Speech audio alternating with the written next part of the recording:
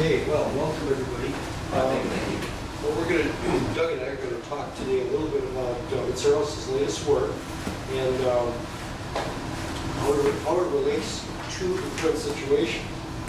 And my comments will be concentrated on one of the works, the recent works called Social Structure and Forms of Consciousness, Volume 1, the Social Determination of Method. And so what it really deals with is some of the reasons why this system, the capitalist or capital system, is able to sustain itself over this long period of time, even though it is very undemocratic and very unequal. When you think about it, domination by the few and subordination of the many is really what goes on in workplaces and in the society at large, is that it's very undemocratic. So how can a system that's so undemocratic and unequal survive for this long?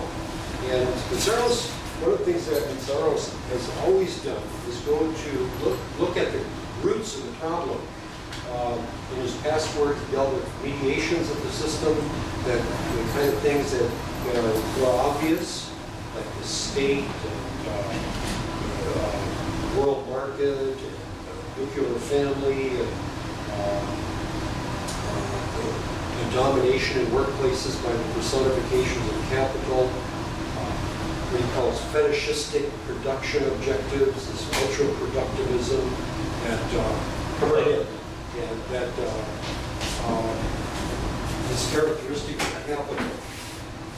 Although in this particular, in Social Structure and Forms of Consciousness, Volume 1, he's dealing with the real organizing principles and the organizing systems of the capital system, which from a worker's point of view are the disorganizing systems, things that keep us separated apart. And there's 7 of them in the text that he deals with in real detail. I'm going to just talk a little bit about 4 because of time constraints. At a later meeting in September, I'm going to pull forth on the other 3, and then in September we'll have another, or in October we'll have another meeting on these issues. So this is part of a series that we started actually in March on Meszaros' work. And anyway, what's important to realize about these 4 that I'm going to be talking about is that they have been present throughout capital's epoch, which is really 400 years or more. These are the kinds of things that really are at the root of it, that hold it together. And the first one, of course, is what's characterized as isolated individualism, which has always been a recurring feature of the capital formation, in the sense that people who do the work, for example, in factories or wherever, are often isolated from each other. In society at large, there's the use of dividing things like racism, sexism, etc., elitism, and so on, that capitalism really pushes to separate people, because in a fundamental way, for it to engage in its role as the primary mediator of the system, it needs to separate workers. It needs to get between workers to do its take credit for everything, to absorb the surplus, to create a bunch of confusion that we'll get into. So isolated individualism is a central part of it, and of course it's a contradiction to reality. In reality, we realize that social problems have to be solved by social solutions, as do political or economic problems. It requires a social process, people working together to solve these problems. But what capital does is it creates the myth that individuals will be able to change these things. So it really disempowers people, pushes people into a situation where the social aspects of the struggle, the class nature of the struggle is really shadowed out, and the subjectivity of each individual is brought out very much. And so this really is a distortion of reality, but it works for capital.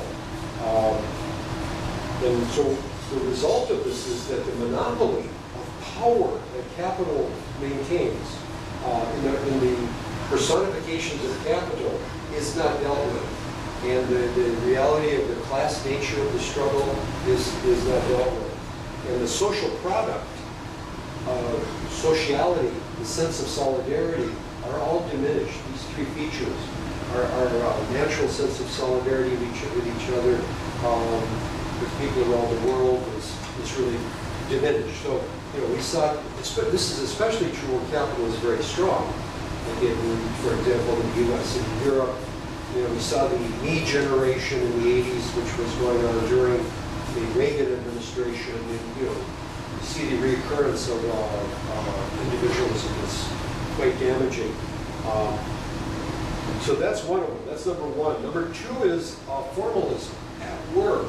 When we go to work, there's a formalism that emerges. There's a reduction, there's an abstraction, there's a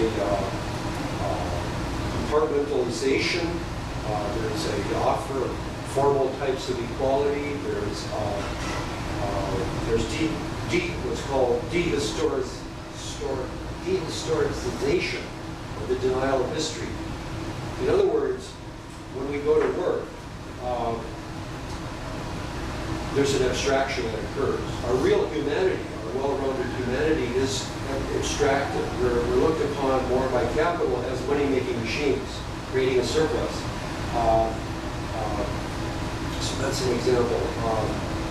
Abstraction, reduction again of our humanity into wage labor, or at any point in the division of labor, be whatever your role, you're assigned to that role, and so that's a formalism that develops, a formal abstraction, and that's also true of compartmentalization.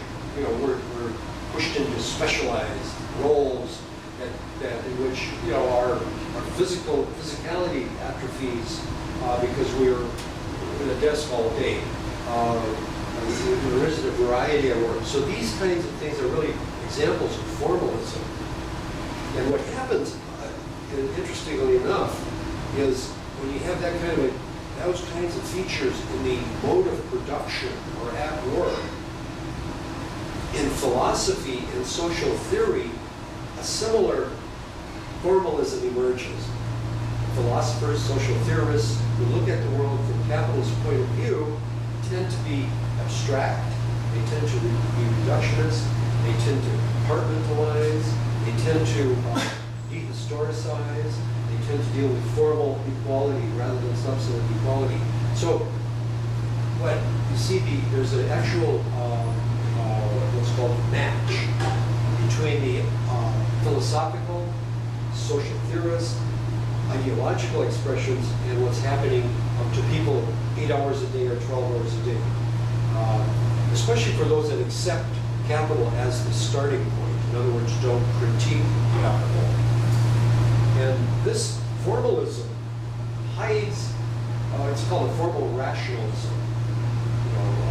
And what it does is it hides what Meszaros characterizes so accurately as substantive irrationality at the actual point of production. And the way it's translated is, take the concept of land, or land as we know it. When capital emerges and the commodification of land occurs, land equals monopolized land, or landed property, or otherwise known as private property. So land, which historically could be shared communally, or it was at certain times, it could be in the future, under the capital epoch, is there's an inversion into private ownership that causes all kinds of conflictuality and antagonism, and that's a central feature of this. The other would be labor. When we think of labor, it would be, you think of it generally, it's the contribution of everyone toward the greater good. But when capital enters the scene, historically, labor equals wage labor. When commodification occurs, there's an inversion, and people begin to think of, well, what is labor? They think of it as wage labor. They don't have a context. So it becomes very confusing. The same is true of the means of production. When capital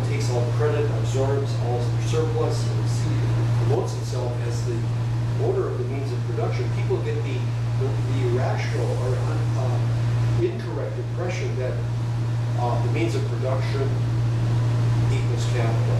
So they think, well, it's capitalist stuff, when in fact it's created by working people who have a big hand in it but aren't recognized. So this is vital to realize that this formalism hides a substantive irrationality. This is also true on a more mundane level. For example, food. Food at one time was all organically grown. And then the commodification of agriculture, capitalization of agriculture, you have food then distributed that has poisons in it, that loses its nutritional value. So talk about irrationality. Food becomes a questionable item.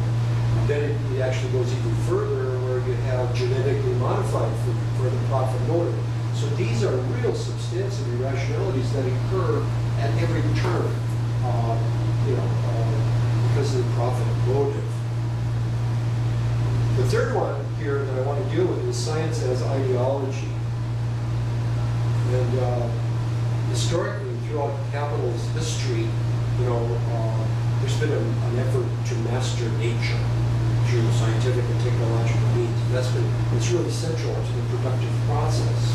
Science is really part of the development of the means of production.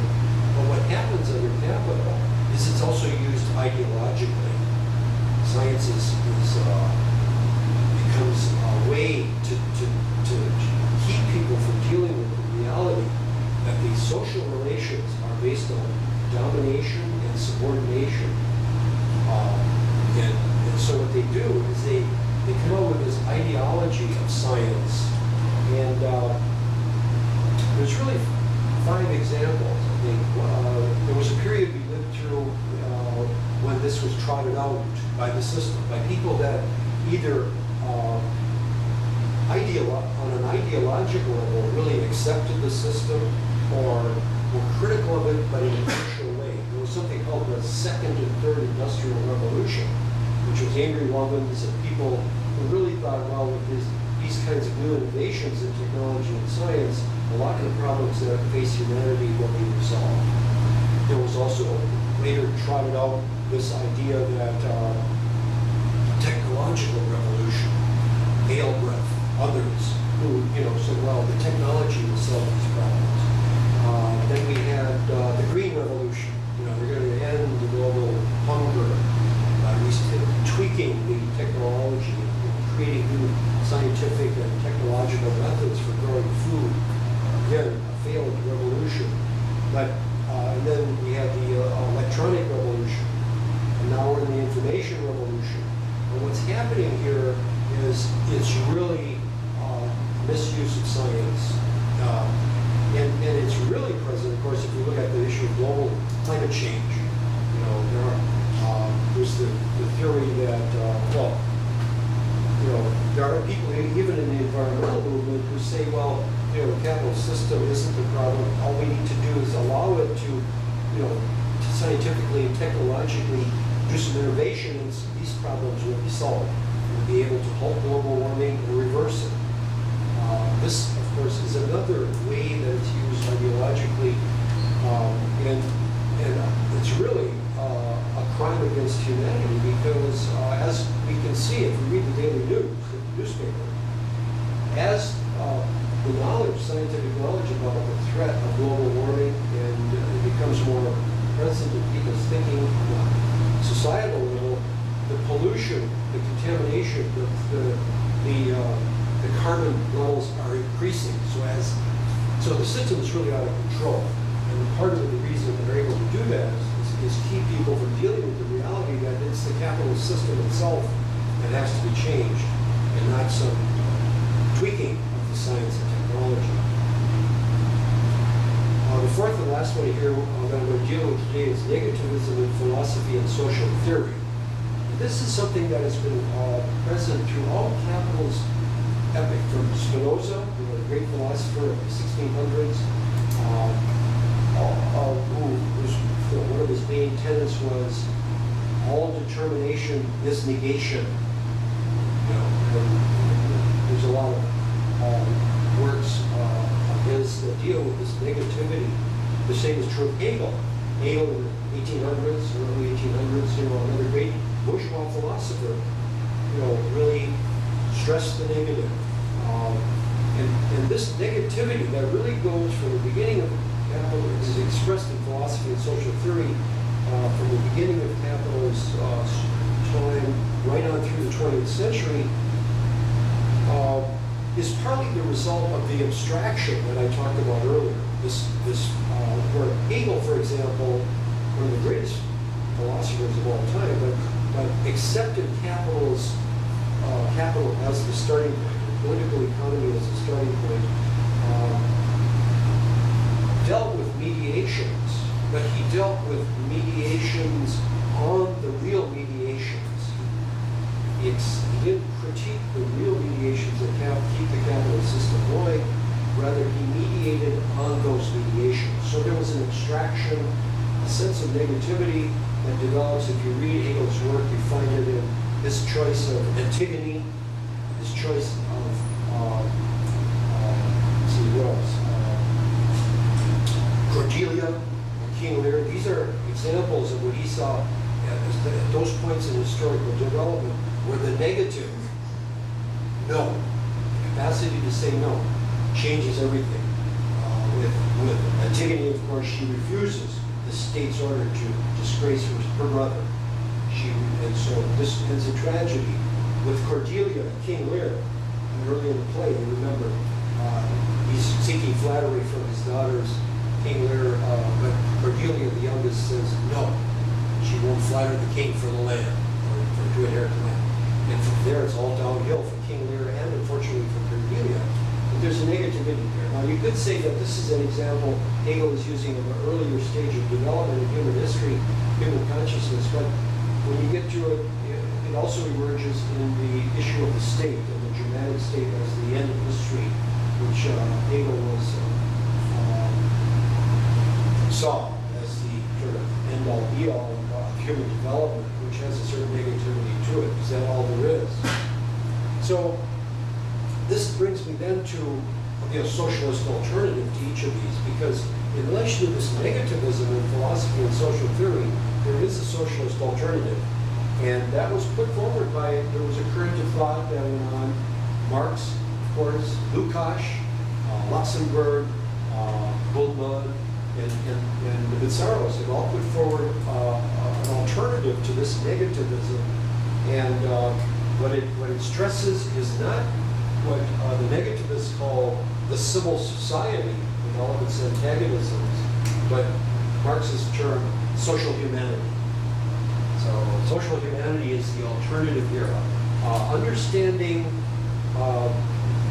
in relation to the negativism here, understanding the social aspect and the positive role of social, positive role of social humanity and social individuals.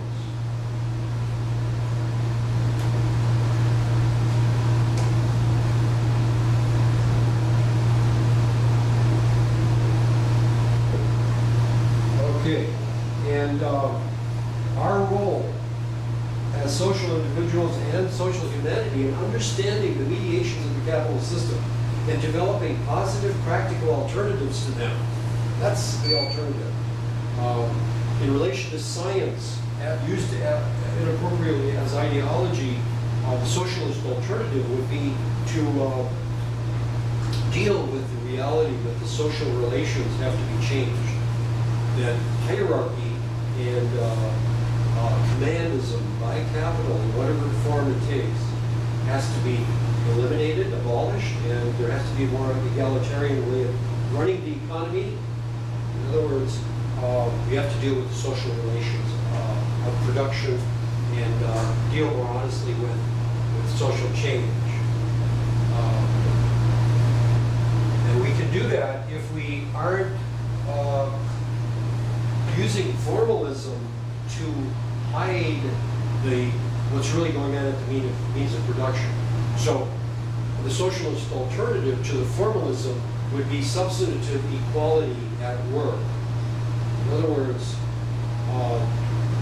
worker control, community control, self-management, people working together. Marx's point that the economy will not work unless everybody's involved. If you have some partial force, like capital or some partial force, they're going to look at their own point of view and things don't work. So substantive equality as opposed to the formalism.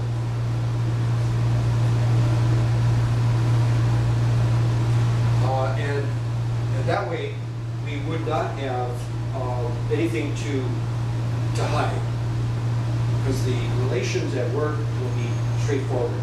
We'll work together.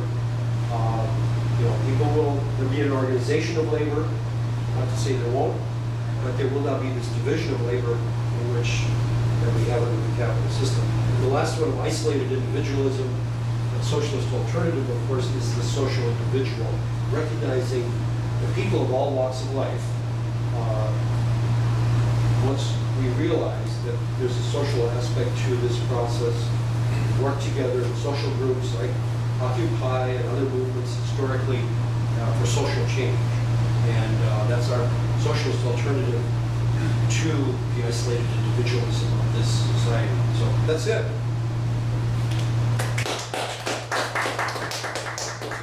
And we'll have, you can hold your questions, we'll have all the questions and discussion after Doug finishes. Okay, well, thanks, Irv, for your talk.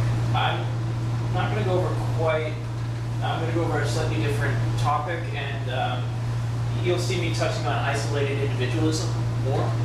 But, well, Irv dealt with volume 1 of social structures and forms of consciousness. I'm actually dealing more with volume 2, and that is Istvan Meszaros' critique of Jean-Paul Sartre, and pretty much how this is critiquing capital from the vantage point of capital and trying to relate it to ideologies and paths of resistance within the Occupy movement. Now, if we don't already know, Jean-Paul Sartre was a major French philosophical thinker most closely associated with existentialism. And for a good portion of his life, he was also an engaged political activist who actually strove to practice what he preached. And during his political engagement in the 50s and the 60s, he attempted to fuse existentialism, or I guess the better word would be the synthesis of existentialism and Marxism in his critique of dialectical reason. And this synthesis ended up failing. It just did not come through. And he ended up critiquing capital from capital's vantage point. Now, there are reasons for this. And because Meszaros could end up doing no more than critiquing capital from within that vantage point, he ended up offering pretty much just a moralistic critique. And despite his genuine belief that he could bring about a better world, it has never just come together. Now, I believe that Meszaros' critique of Sartre can help us understand not just Sartre, and this is a really important thinker, but again, Occupy and various ideological trends and the ramifications of that in terms of tactics and strategy. Now, Sartre was an existentialist pretty much from the 30s, and it probably in one form or another, you could argue, until his death in 1980. And to give a very, very simplistic view of existentialism, you pretty much start from the isolated individual. That's where he begins. And he doesn't accept that there's like a higher power, or that we're determined, or anything like that. Rather, we are condemned to be free, I believe is the phrase he used. And so we are free to choose our fates and are responsible for them.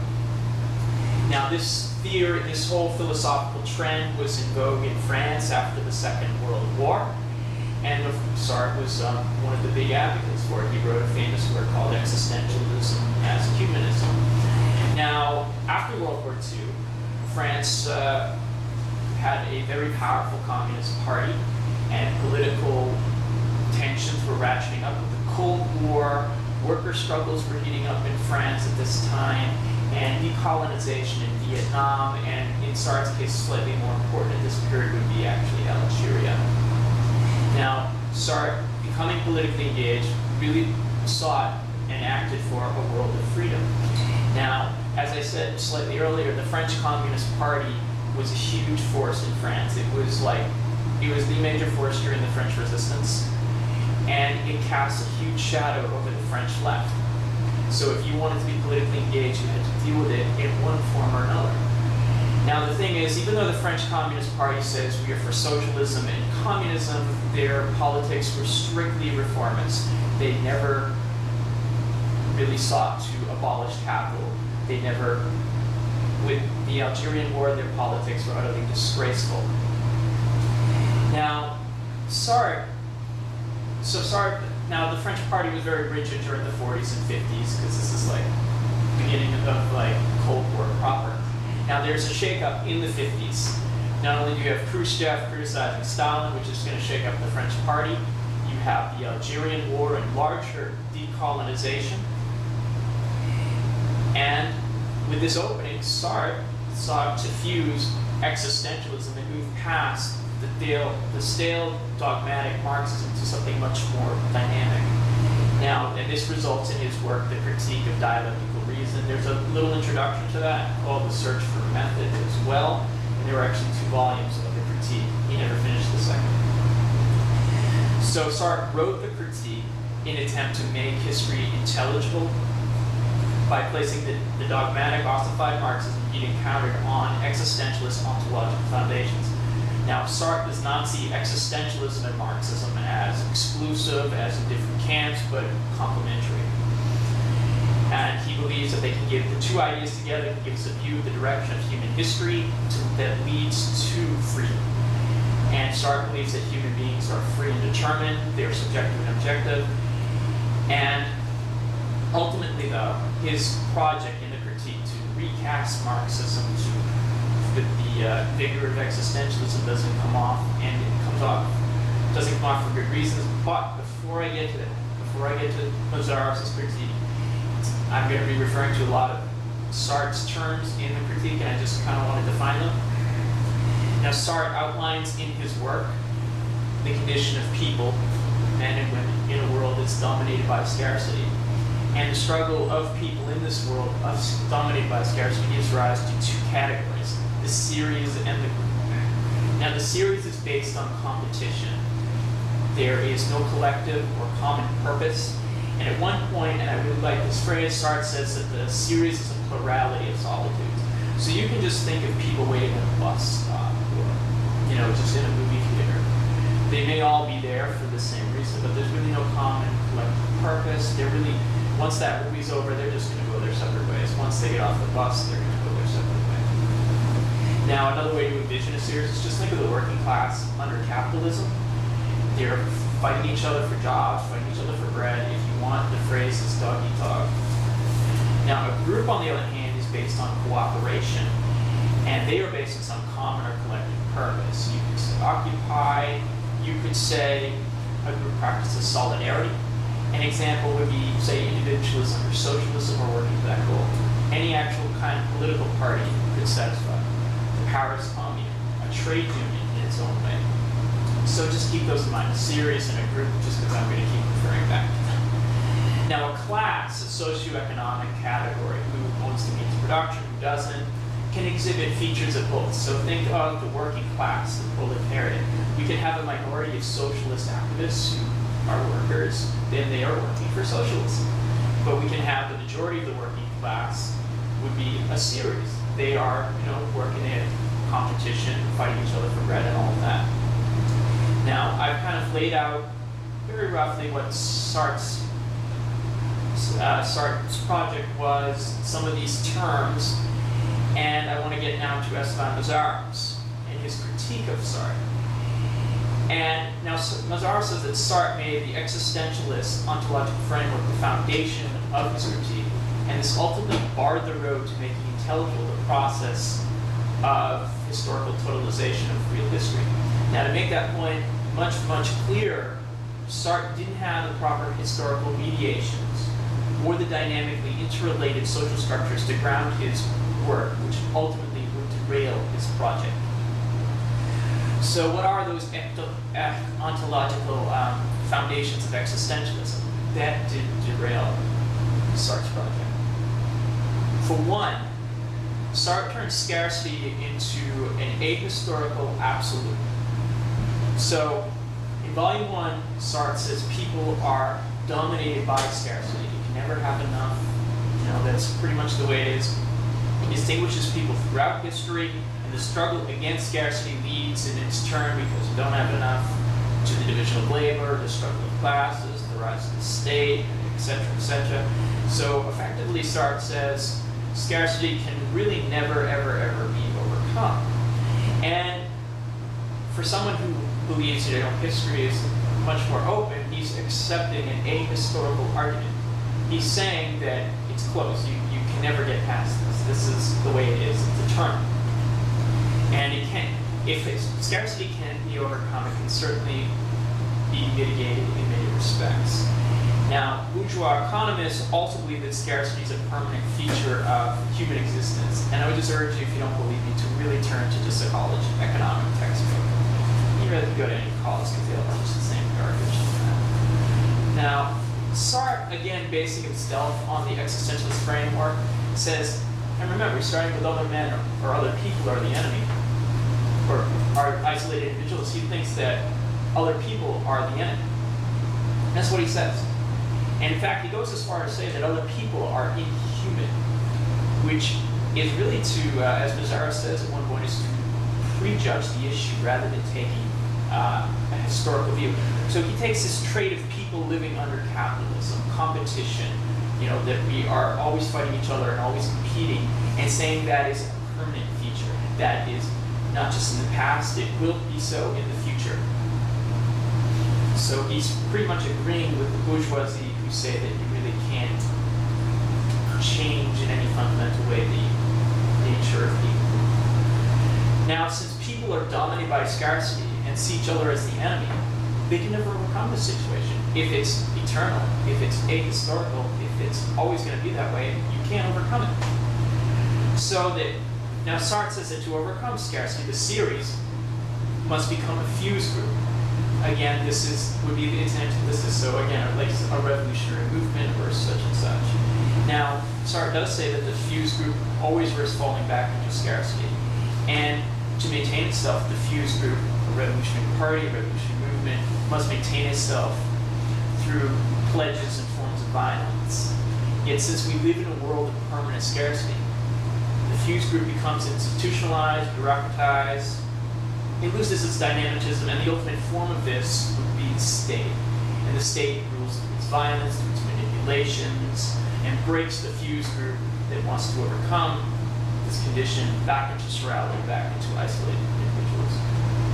Now, it's due to this process in Sartre's view of class that he believes that the working class can never establish its own rule. And pretty much bureaucratization, repression are inevitable not just under capitalism, but under any alternative, socialism, communism, anarchism, whatever your alternative is. So, since there's pretty much no room for an alternative within Sartre's framework, so to kind of recapitulate, people are dominated by scarcity no matter what social system they live under. Furthermore, people are often seen as the enemy or the inhuman who will always be struggling each other for resources. The competitive nature of people, a trait under capitalism, becomes ascribed to the human species in general, ahistorical, and that effectively lets capitalism or capital off the hook. And in fact, at one point in his critique, Sartre says that individuals are guilty of this, not society. And that gets very, very close to the way a capitalist politician would sound when he says, blames the poor for being poor. Now, Sartre never quite goes that far because we do know that Sartre never denies the destructive nature of capital. He always acknowledges that. So, Sartre's project is ultimately done within the sphere of capital. It is done on the ontological foundations of existentialism, which again, that isolated individualism. So he ends up critiquing capital from the vantage point of capital. Now, he can only appeal in the end to the isolated individual to remedy that social situation. Because no fuse group, no communist revolution, no socialist alternative or anarchism can succeed. And Meszaros has put Sartre in actually quite a paradoxical situation. Sartre critiques the bourgeois system, but remains within it. And we do know that Sartre does really strive to overcome it. whether it's in his work against the Algerian or Vietnam Wars, his work with Maoists in France, in 1968, the French uprising. He really does desire a better world. And he puts his body on the line for it. But he cannot ultimately realize that better world, despite his best efforts. Now, because scarcity can't be overcome, and the Fuse group, and its eternal, his project founders. Now, what Meszaros says is that Sartre will critique capital's political, its ideological, and its moral system, but he won't touch, he can't critique those material foundations, the surplus labor extraction, the dynamically interrelated social structures which exist, because he accepts the structures of capital because of that ontological framework.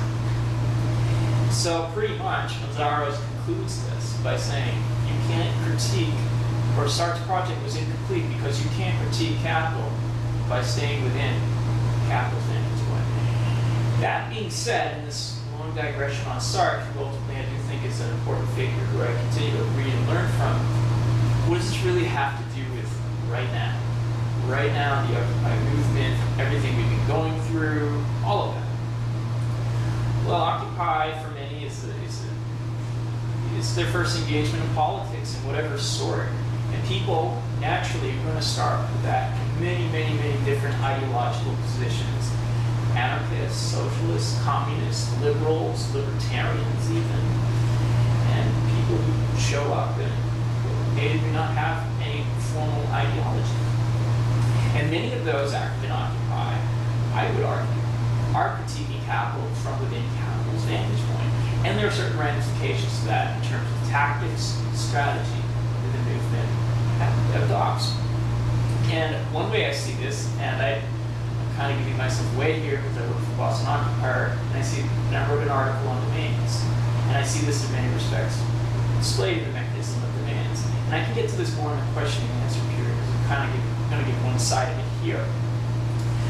So the politicians, the systems say that in order to be taken seriously, we really need to come up with demands, we need to come up with a list of concrete things to be taken seriously at achieving goals, gains, and that social movements have to do this. This is the way things are done.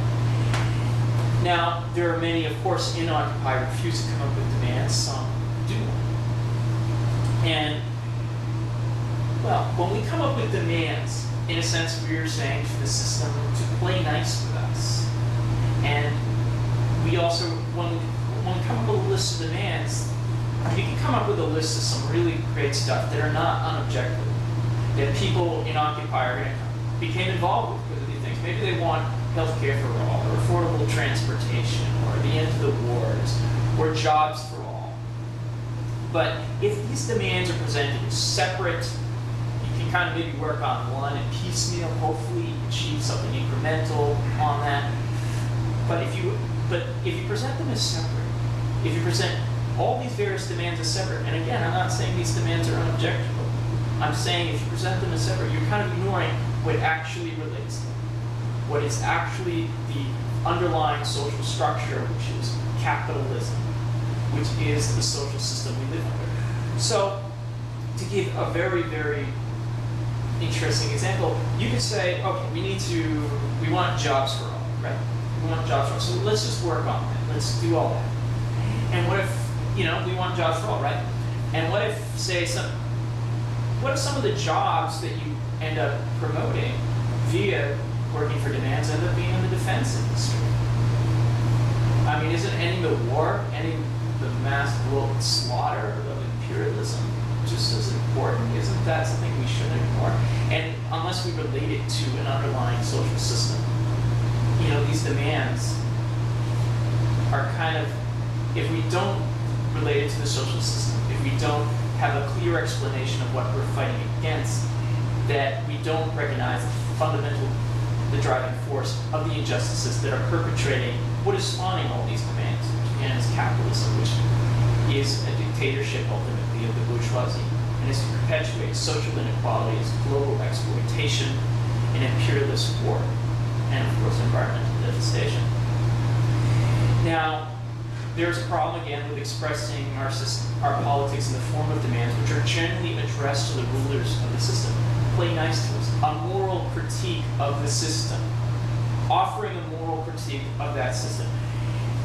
Now, I'm gonna, and this, it's okay if no one here shares this, but that system, to expect the rulers of that system, to expect their state to fix the problems that they create, to abolish themselves is, I would argue, is a form of, is just not going to happen. Because I believe that state and that system is ultimately the enemy. And I don't see how appealing to it their institutions is going to fix our problems. And I want to talk about something I attended several months ago, and there are other examples I could use, but I want to use this one. This is it was the Citizens United event that was, I believe, in January. Yeah, it was in January. And this was about the Citizens United Supreme Court case. And this pretty much allows, I believe, unlimited free speech of money, corporation, the whole super PAC. We all know about that.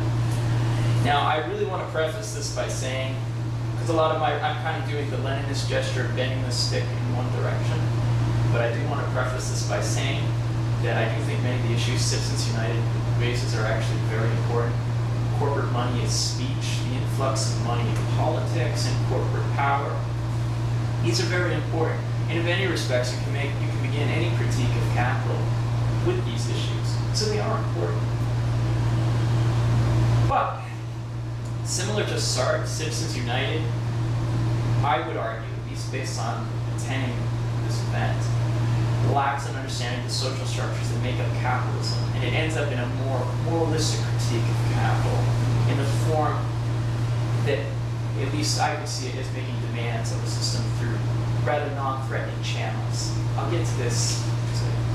So in January of this year, there was the Summit to Unite Citizens for Democracy, which discussed the history of corporate influence in politics and developed various grassroots strategies to combat it and restore democracy. And the guiding motif was given by, I believe, Lawrence Lessig, who is a law professor at Harvard Law. And he discussed again the problems of money in politics, corruption in government, and the ramifications of the Citizens United ruling. And these are important issues again. And I would argue, though, that it was really framed in a rather liberal, progressive way. The people, the 99%, need to take back the government from the corporations. And there are problems that I'll get to in a minute. So the way I see it, there are kind of, out of this, there would come, I believe any movement based on it, would be, say, 3 proposed demands, would be, or the way Lessing, I believe, put it, was public funding of elections, or largely public funding of elections. They didn't want to totally cut corporations out. A constitutional amendment to overturn Citizens United, and say electing or lobbying current officials to say do one of those 2, right? Now, just look at electing public officials or lobbying current officials, and this means putting pressure on lobbying to overturn Citizens United or constitutional amendment.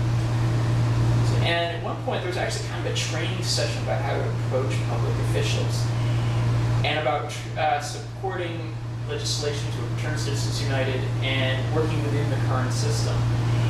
And it struck me as almost like the soundbite approach, something you would see on, say, CNN, MSNBC, give your short little speeches, don't rock the boat, play nice with them, and hopefully they'll play nice with you. And it rather, at least in my mind, it seemed like a real letdown from some of the earlier discussions I had in Occupy Boston earlier on. They kind of, at various times, were questioning the whole legitimacy of capitalism. This is very much, let's get in the boat and let's not rock it. And I believe the end message came across as trying to revive the American dream and to get some kind of vote to take back America. And that there was hope that this just one issue, overturning Citizens United, could lead to some kind of litany of progressive reforms, universal health care, or so and such. And I believe that what's interesting about this event was how much of it is a moralistic critique of capital. It ends up, again, bringing up these important issues, but it really ends up being a moralistic critique, either appealing to the current political representatives, but really not touching the underlying social structure. And the way demands or proposed remedies have changed were kind of an expression of this appeal get out the vote, canvassing, and all of that. It's really non-threatening at all to the system. Now, furthermore, the remedy, again, is largely moralistic, and you kind of lack certain understanding, say, the state system. And too often, I believe, the state was seen as something that once belonged to the people. It was at some point hijacked by corporations and big business or whatnot. I believe the state's always pretty much been in the hands of the 1%, the bourgeoisie, the capitalist class, however you want to say it. I mean, we can look at any capitalist nation. We can look at this one, which at one point had a whole category of citizen people who were seen as property. They'd only allowed to vote for certain amounts. And despite various changes in how to vote, how pretty much everyone can vote, largely, is ultimately the state seeks to maintain the rule of the capitalist system. And they're willing to, at various times, to allow various reforms, but they won't allow that fundamental structure to be challenged. And pretty much the state wants to keep profits flowing no matter what. And it subordinates people to that. And Meszaros would say, I believe, subordinate use value to exchange value. Now, again, why would we appeal to this state and the system to end inequality as if it honestly could or would? And isn't that really going to fall on deaf ears? Appealing to these representatives who have no problem with supporting Hosni Mubarak to the last instance, or supporting continued aid to Israeli apartheid. Are we going to appeal to their moral good sense? And it really kind of lulls people in my mind into some form of wishful thinking. And when we're appealing to the state, the political representatives, making that moralistic critique, I believe it's going to fall on deaf ears. And I believe we should be talking to people instead and doing what we can to build some kind of genuine people's power. Now, other examples, I'm going to just really touch on them very briefly here.